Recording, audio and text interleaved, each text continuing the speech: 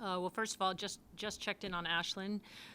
Besides being a little bit sore, I think we're out of the woods on that one. It was a little scary. Anytime you have a head or a neck injury, there's always some concern there. But in general, looking back on the game, I mean, I think we put ourselves in the hole a little bit.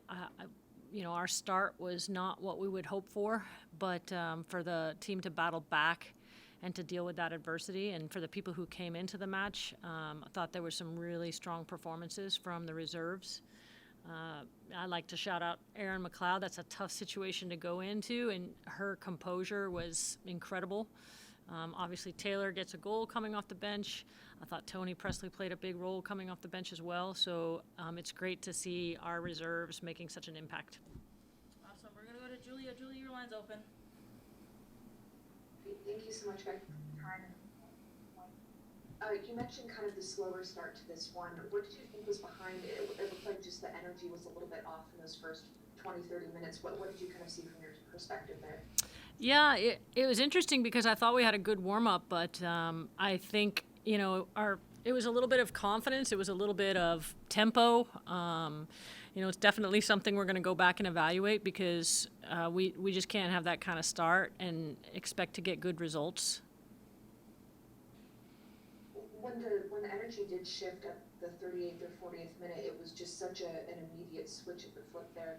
What did kind of start clicking, and how do you think maybe you could implement that kind of switch earlier, or just kind of use that in-game adjustment in the future? Well, if I knew the answer to that, I would be paid a lot more money. But I think in the end, when we had the water break, we had a chance to sort of recompose ourselves, remind ourselves of what we do well. And I think that helped sort of settle us a little bit, but at the same time helped us dictate tempo a little bit more. How we get that from the beginning, I think that's something that we'll be really looking at this week and trying to change that for our next match. You've spoken a bit over the last few weeks about just kind of this new idea that you have for how you want Taylor Korniak to be playing, kind of trying to mold her into that new position. What was your guidance for her coming off the bench tonight, and how do you feel that she kind of fit into what you were wanting from her? Well, it was interesting because when she came in, we were down, and so, instead of having her play as a 6 and for us to play with 2 6s, we asked her to play kind of like a 6/10 and sort of hybrid it, and then with more emphasis being on the 10. And I think she did a pretty good job with that. She put herself in some dangerous positions, but she also still came and connected the back line with our midfield too. So she's got a lot of potential in that position. I'm excited to see her growth, and considering the fact that this is a relatively new switch for her, I think she's made really good strides. You mentioned Erin McLeod coming off the bench the way that she did. What did you or Lloyd kind of say to her just getting her prep to go in, and what does that mean for this team to have a backup keeper who can go in and make an impact like that? Well, Erin is a remarkable member of this team, and I think her energy on the bench, I hear her all the time, and she knows what the team needs, which is what's amazing. Sometimes it's calming presence, sometimes it's energy. I just think she has a real pulse on what we need.